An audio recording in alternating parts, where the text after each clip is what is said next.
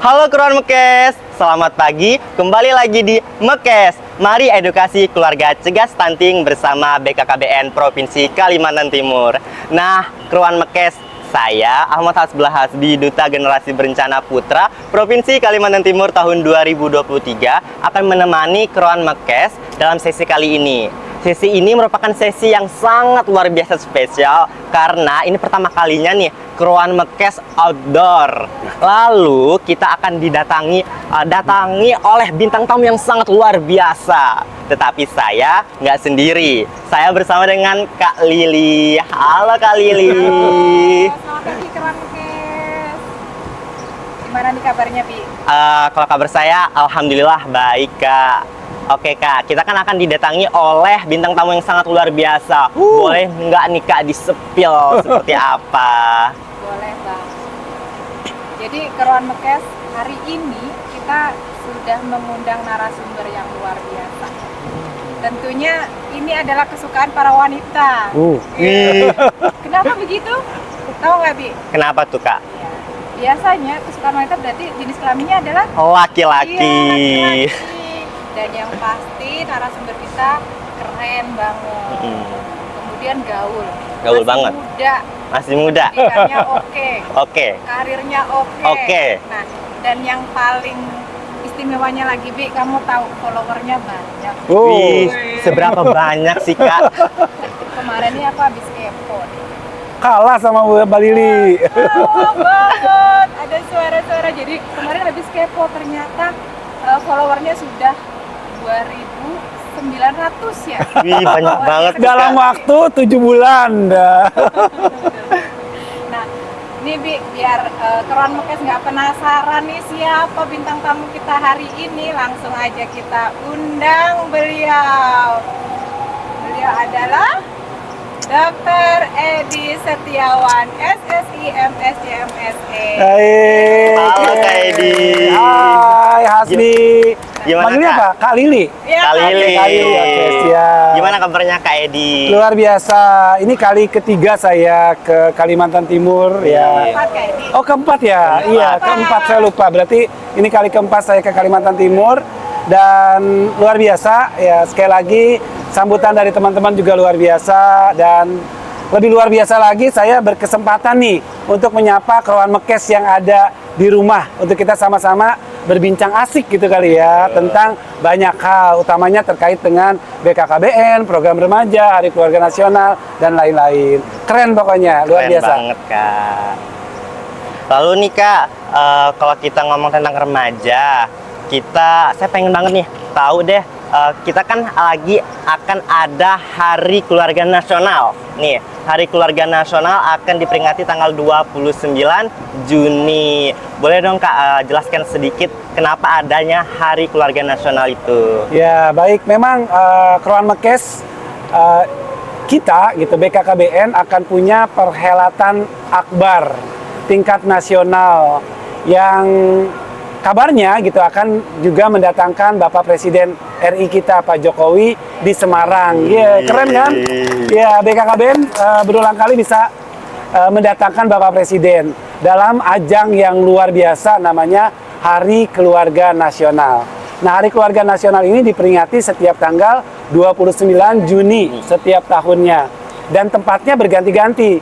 Tahun lalu itu di Banyuasin ya, Sumatera Selatan, dan tahun ini akan bertempat di Kota Semarang, Jawa Tengah.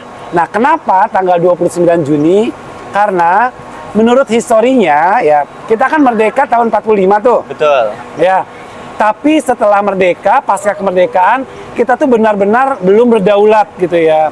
Masih banyak keluarga-keluarga kita yang terpecah belah karena harus ikut berjuang, tetap berjuang, karena harus wajib militer. Jadi bapak-bapak atau ayah-ayah di keluarga itu masih ada di luar rumah. Iya, belum boleh pulang gitu ya. Nah, tepatnya tanggal 29 Juni ya tahun 1949 itu ada satu kebijakan di mana keluarga-keluarga atau ayah-ayah itu boleh pulang ke rumahnya masing-masing.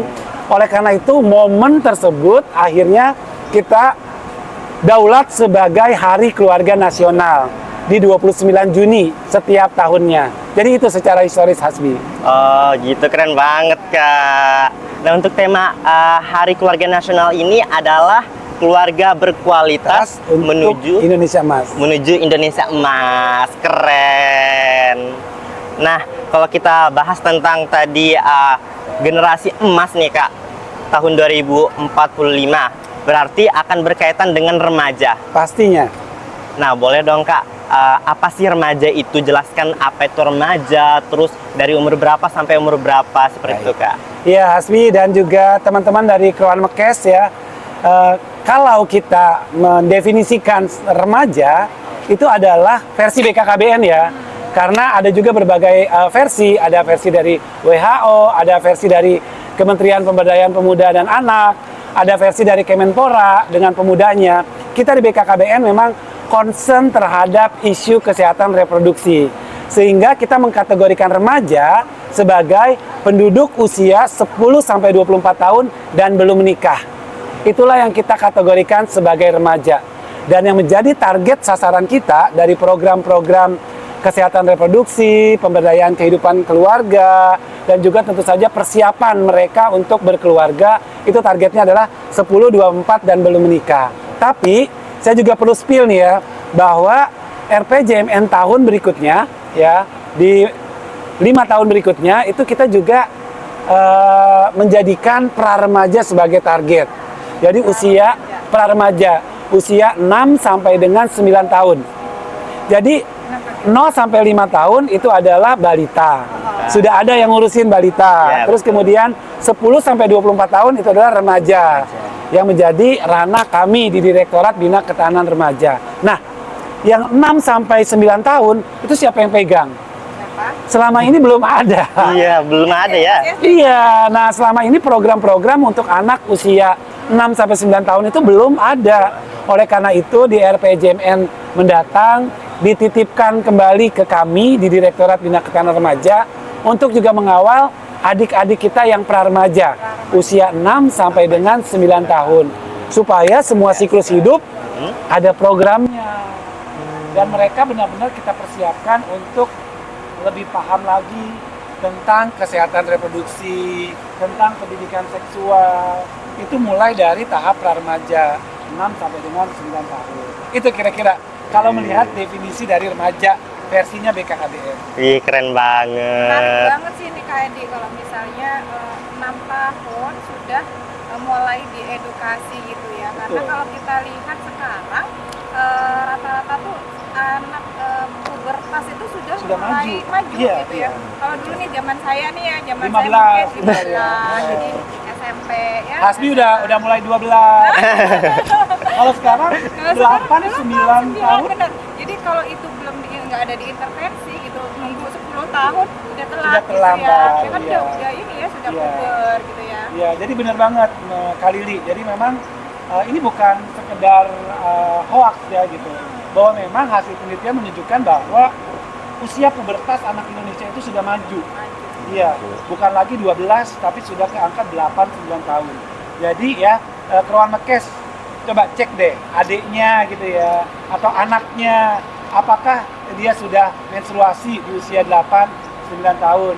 Buat yang laki-laki apakah sudah mimpi basah sebagai tanda bahwa mereka memang sudah memasuki masa pubertas. Nah, karena pubertasnya sudah maju, maka intervensinya juga harus kita lakukan gitu, harus maju juga. Supaya apa? Supaya benar-benar dapat pengawalan tuh. Mereka harus paham, setelah mereka pubertas itu ada tanggung jawab luar biasa. Nggak bisa lagi dia main-main, artinya sudah ada peralihan dari masa kanak-kanak ke masa remaja. Sehingga mereka punya tanggung jawab yang lebih besar terkait dengan kesehatan reproduksinya. Itu arahannya. Ini tantangan banget ya Kak ya. Jadi kalau kita melihat dengan apa namanya kondisi yang sekarang gitu, nah menurut Kakak nih sebenarnya seperti apa sih kalau melihat data mungkin ya kondisi remaja ya, ini tuh di ranah global maupun nasional ya, seperti apa ya sekarang? Ya baik, ini balik lagi nih, bukan hoax nih ya. Ini ada datanya dari survei demografi kesehatan Indonesia. Faktanya bahwa gaya pacaran remaja itu sudah kelewat batas. Itu fakta. Kenapa? Karena 75% dari mereka itu sudah pegangan tangan. Nah, buat yang remaja, ayo ngaku nggak? Keluar Mekes yang remaja. Ayo. Pacarannya sudah, SD. apapun pokoknya kriterianya adalah remaja. Udah pegangan tangan gitu ya. Kemudian yang lebih bahaya lagi, 50% dari mereka itu sudah cium bibir. Nah, bahaya banget kan? Udah pegangan tangan, cium bibir. Dan fakta yang lebih mencengangkan adalah 25% dari mereka itu sudah saling meraba. Pegangan tangan, cium bibir, saling meraba. Coba Hasbi, kemana arahnya tuh kalau sudah pegangan tangan, cium bibir, dan saling meraba? Pasti ke seksual. Ke hubungan seksual, Seksual. sebelum menikah. Betul. Makanya angka perkawinan usia dini kita itu juga semakin hari semakin meningkat. Betul. Angka kehamilan yang tidak diinginkan Betul. karena memang belum resmi atau belum berkeluarga itu juga semakin meningkat. Ya itu adalah fakta.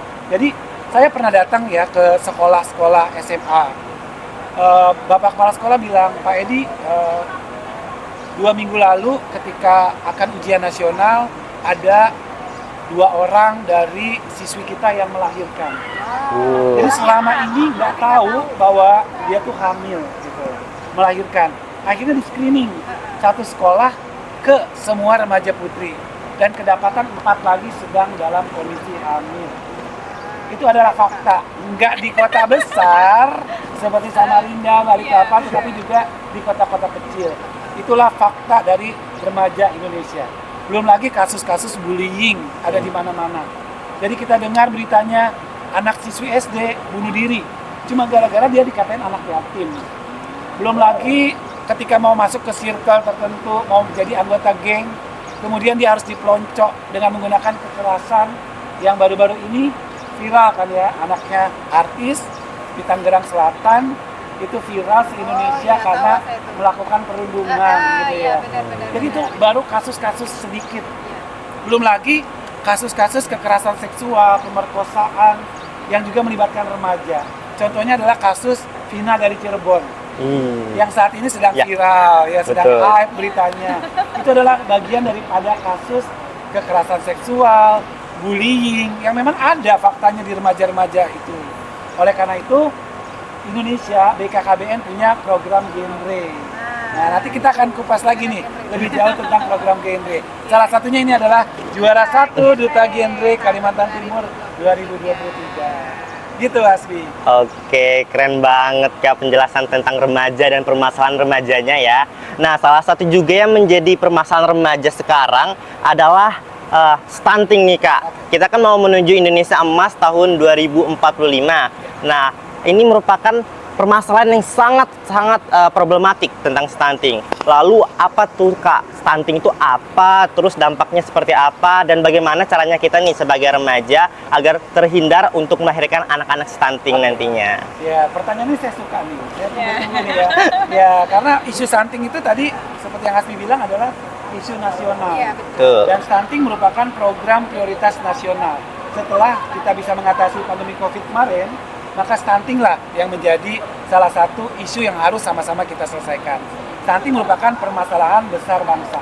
Nah, apa itu stunting? Ya, stunting mungkin sobat Keluar Mekes sudah tahu semua nih, karena info terkait stunting ada di mana-mana. Ada di TV, di radio, di pamflet, dimanapun juga. Dan setiap kepala daerah bicara itu pasti salah satunya adalah menyinggung isu tentang stunting. Jadi stunting adalah kondisi kekurangan gizi kronis yang terjadi pada 1000 hari pertama kehidupan, yang terjadi secara berulang sehingga nantinya bisa menyebabkan yang pertama adalah ini ya, perkembangan intelektualnya tidak optimal. Yang kedua, tandanya adalah tinggi badannya itu lebih pendek dari standar anak seusianya. Jadi kalau kita mau mengidentifikasi apakah seorang anak itu stunting atau tidak, yang pertama tinggi badannya. Tinggi badan. Apakah dia lebih pendek dari standar anak seusianya? Yang kedua, intelektualnya. Karena bisa saja dia pendek, tapi karena keturunan. Ya, bukan karena dia stunting. Jadi, ciri stunting itu ada 2. Tinggi badannya di bawah standar anak seusianya. Yang kedua adalah intelektualnya tidak mencapai kondisi optimal. Bisa dikatakan dia lola gitu. Loadingnya lama. Tapi itu ukurnya biar tahu dia stunting atau enggak tuh umur berapa Kak? Ya, tadi saya sampaikan ya. Secara definisi memang kekurangan gizi kronis pada 1000 hari pertama kehidupan itulah yang menjadi penyebab stunting. Jadi stunting itu adalah masalah di 1000 hari pertama kehidupan. Jadi bukan kayak Hasbi nih, kemudian Kalau udah gede, pendek gitu gimana? temannya pendek gitu, belum tentu dia stunting. Karena kondisi stunting itu bisa kita identifikasi pada 1000 hari pertama kehidupan. Udah harus cek KMS dulu ya. Betul. KMS-nya pendek nggak? KKA-nya sesuai nggak perkembangan tumbuhnya dengan perkembangan kembangnya, intelektualnya. Itu adalah kondisi stunting. Dan peran remaja, ya kalau ditanya, remaja itu punya peran sentral yang dua ya. Apalagi dikaitkan dengan Indonesia Emas. Yang pertama, remaja-remaja seperti Hasbi ini, kali ini juga remaja ya. Masih remaja. Masih remaja, kita semua remaja. Minimal semangatnya masih remaja. Betul, Ya. harus Jadi remaja. punya dua peran sentral. Yang pertama, remaja-remaja ini adalah calon usia produktif yang akan menentukan apakah Indonesia bisa menikmati bonus demografi atau tidak. Karena kita nih ya, mungkin seusia saya mungkin akan pensiun gitu ya. Nah, Hasbi inilah yang akan menggantikan peran kita menjadi usia yang produktif. Itu peran remaja. Oleh karena itu, remaja perlu kita kasih bekal nih kali ini agar mereka benar-benar menjadi usia produktif yang benar-benar produktif. Itu peran pertama. Yang peran kedua adalah remaja itu kan calon pasangan usia subur, calon keluarga, nantinya yang akan membentuk keluarga-keluarga baru. Nah, keluarga-keluarga baru inilah yang akan menghasilkan keturunan untuk bisa menjadi generasi penerus untuk Indonesia menuju Indonesia Emas 2045. Betul. Jadi nanti anaknya Hasbila yang akan menjadi usia produktif di tahun 2045. Nah, kaitannya dengan itu, maka remaja-remaja di Indonesia harus paham peran mereka. Caranya gimana? Yang pertama adalah mereka harus sehat. Ya, karena remaja yang anemia, ketika dia hamil nanti dalam kondisi anemia setelah dia menikah, maka bisa dipastikan anaknya akan berat badannya lahir rendah, BDLR, yang ya. kemudian akan menjadi stunting. Nah, artinya apa? Kesehatan pada remaja akan menentukan kualitas dari keturunan yang akan nanti dihasilkan. Nah, buat remaja putra juga nggak kalah penting, kebiasaan merokok. Nah, ini juga menjadi salah satu penyebab nih. Nanti kualitas spermanya juga tidak bagus, sehingga akhirnya bisa menimbulkan resiko anaknya stunting. Jadi baik remaja putra maupun remaja putri tetap harus menerapkan pola hidup yang bersih dan sehat. Ya, mandi sehari 2 kali, Hasbi Iya. berapa kali? 3. 3. Kalau musim hujan 1 kali. 1.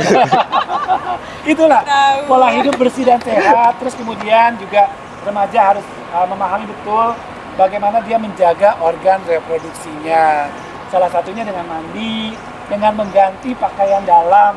Nah, itu juga bagian daripada kita mempersiapkan remaja-remaja yang sehat agar nantinya menghasilkan generasi-generasi yang sehat pada keturunannya kelak.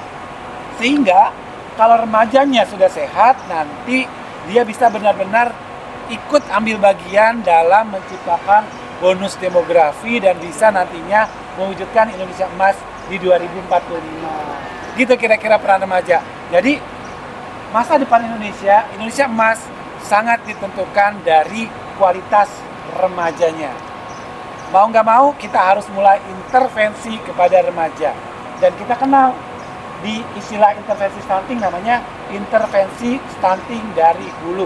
Dari hulu ya. Dari hulu. Dari hulu berarti dari sebelum terjadi stuntingnya. Iya, dari sebelum mereka menikah. Oh, sebelum menikah. Iya, yaitu saat mereka masih remaja Remaja. dan mereka masih menjadi calon pengantin.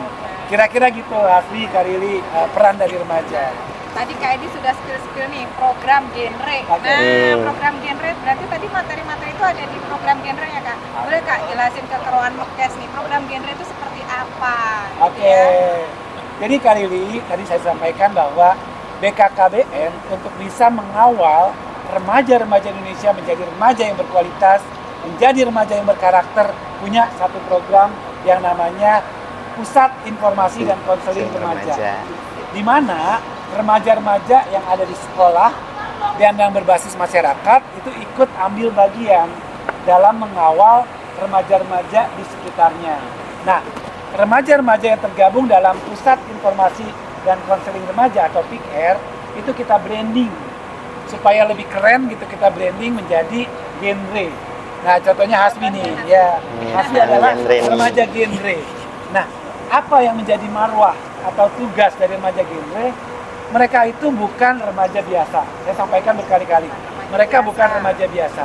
Mereka adalah pendidik sebaya dan konselor sebaya yang hadir untuk remaja-remaja di sekitarnya.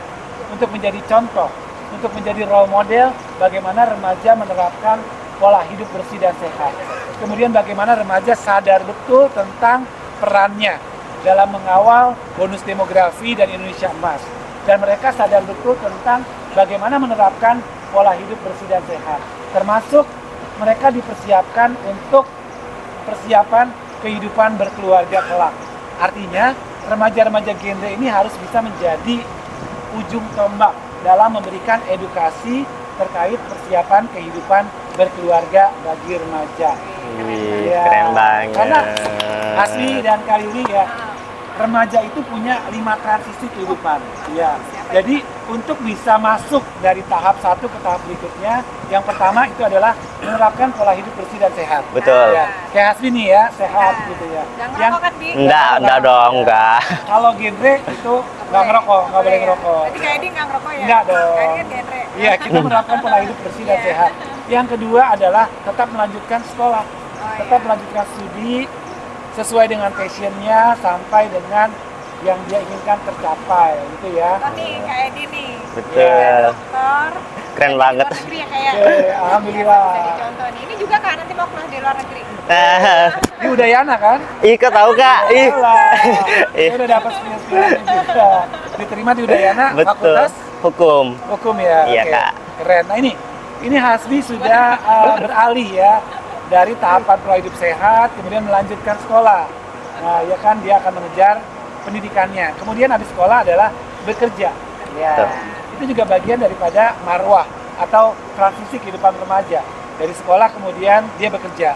Kemudian dia juga harus ikut aktif dalam kegiatan sosial kemasyarakatan. Jadi Hasbi nanti di Bali Iya, Kak. ya harus aktif juga ke genrenya, harus aktif, kemudian pikirnya juga harus aktif, bermasyarakat lah dengan masyarakat di sekitar.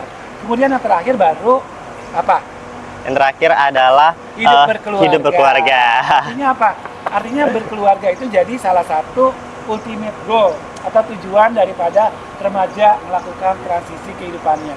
Dan tentu saja genre ini akan mengawal remaja-remaja Indonesia melalui setiap transisi kehidupannya agar nantinya menjadi keluarga-keluarga yang berkualitas. Karena negara yang berkualitas itu berasal dari keluarga yang berkualitas. Keluarga yang berkualitas berasal dari individu-individu yang berkualitas. Sehingga masing-masing dari kita nih punya peran dalam mewujudkan negara yang berkualitas. Gitu Asli. Ih, keren Ini banget. hausnya, Kak. Ah iya, kayaknya saya mulai haus nih. Nah, kayaknya saya tadi sudah bersemangat ketemu banget dengan gitu ya. Perawan Mekes, Perawan Mekes jadi semangat sekali nih saya. Sampai suara saya Iya. udah agak-agak ini. Udah agak Saya minum dulu boleh ya? Boleh Ini nggak ada Kak. mereknya kan? Nggak ada. Aman ya, aman ya. Ini air dari kolam renang sebelah. Kok tahu gitu. Oke, seru banget sih. Jadi berarti program genre itu harus mengawal tadi bukan mulai remaja tadi Pra remaja. Karena harapannya tadi bisa menyiapkan generasi emas di 2045. Keren. Semangat ya dia. Nah ini Siap, Kak. harapan kita ke depannya. Mudah-mudahan nanti banyak hasil-hasil yang lain juga ya kayak benar ya. Ya terkait dengan stunting saya tambahkan informasi ya. Genre juga punya satu inovasi, satu program yang namanya Ini Genting. Ini gini. apa itu, Implementasi genre cegah Kak? stunting. Oh, Ya. jadi fokus ya untuk pencegahan stunting. Ya tadi karena remaja adalah calon pasangan usia subur. Jadi mereka harus tahu persis tentang perannya dia. Nah, Hasbi dan teman-teman dari genre itu melakukan edukasi kepada remaja-remaja yang ada di sekolah, yang ada di masyarakat tentang pentingnya gizi dan asupan makanan yang sehat dan seimbang bagi remaja-remaja di Indonesia.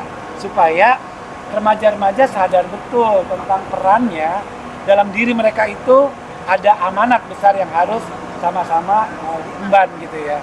Sehingga harapannya remaja sadar tentang peran mereka untuk stunting dan mereka bisa menjadi contoh bagi remaja untuk bisa mencegah stunting kelak gitu. Kayaknya tadi udah ada yang kasih tanda-tanda deh. Timingnya udah mau habis deh. Iya, Tapi masih padahal seru masih sebenarnya ya. Seru banget, Kak. Seru banget nih. Iya. Boleh Karena di edukasi yang kita berikan memang sangat penting buat Keruan Mekes Iya, semua, betul. baik itu remaja, baik itu orang tua, baik itu pra remaja tadi untuk bisa sama-sama kita mengawal setiap individu ini punya peran dalam mengawal kualitas bangsa Indonesia.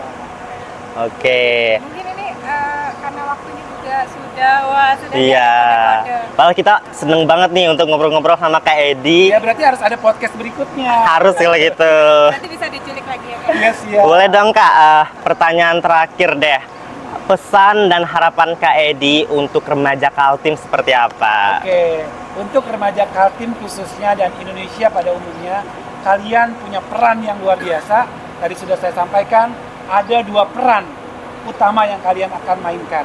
Yang pertama adalah kalian calon usia produktif. Kalian yang akan bisa menentukan apakah Indonesia bisa memetik bonus demografi atau tidak. Apakah Indonesia benar-benar bisa mewujudkan Indonesia emas 2045 atau tidak. Dengan apa? Dengan meningkatkan life skill kalian. Jadi kalian harus bisa berdampak. Kalian harus bisa menciptakan lapangan kerja untuk remaja-remaja lain kelak. Ya, ketika sudah memasuki usia produktif dengan tadi 5 transisi. Yang kedua adalah kalian adalah calon pasangan usia subur, calon keluarga di masa yang akan datang. Tadi sudah saya sampaikan bahwa keluarga berkualitas akan menentukan Indonesia yang berkualitas. Oleh karena itu, untuk bisa mengawal menjadi keluarga yang berkualitas, dari remajanya harus berkualitas. Remajanya harus sadar betul tentang peran mereka. Menyadari peran mereka, bagaimana mereka bisa mengawal setiap transisi kehidupan remaja. Menjadi remaja yang sehat, melanjutkan sekolah, kemudian melanjutkan pekerjaan, mencari pekerjaan, dan bisa bekerja sesuai dengan passionnya, kemudian tetap bermasyarakat, dan akhirnya baru berkeluarga. Ingat, ya, Indonesia yang berkualitas itu dibentuk dari keluarga yang berkualitas. Keluarga yang berkualitas itu dibentuk dari setiap individu dalam berkeluarga yang berkualitas. Oleh karena itu, rencanakan hidup kalian mulai dari sekarang. Karena berencana itu keren. Keren. Belum ditutupi. Sekarang Oke. Nah, itu dia teman-teman Mekes. Pada sesi kali ini kita ucapkan terima kasih banyak pastinya kepada Kak Edi yang telah meluangkan waktu dan kesempatannya. Dan Terakhir kita salam genre dulu. boleh, Keruan Mekes yang ada di boleh, rumah. boleh ya Kak, saya pimpin. Oke, siap. Oke. Salam genre. Salah. Remaja genre sehat, cerdas, ceria. Genre Indonesia, saatnya yang muda yang berencana. Genre sayangi masa depanmu. Demi apa? Demi remaja Indonesia. Yeay. Oke. Terima kasih banyak Kak Edi. Terima kasih juga Keruan Mekes nih. Apa iklannya jadi harus apa? Share. Oh, Jadi Keruan Mekes jangan lupa untuk tetap tonton channel kita di BKKBN Kaltim dan jangan lupa untuk terus ikuti podcast Mekes. Dan Oh iya, untuk saya juga boleh beriklan dong. Oh, boleh. Ya, buat Boleh. yang mau tahu informasi terkait dengan program remaja, genre, dan lain-lain, silakan follow IG saya, ya, official underscore Edi Edi Setiawan. Setiawan. Pakai I ya, jangan pakai Y. Sekali lagi, official underscore Edi Setiawan. Saya Nanti bebas langsung nambah deh followernya. mau nanti diskusi, Iya. mau tanya-tanya tentang apa sih kira-kira sebagai remaja yang harus dilakukan, silakan. Saya akan respon sejauh untuk remaja Indonesia. Keren. Oke, terima Oke, kasih terima Kak kasih Edi.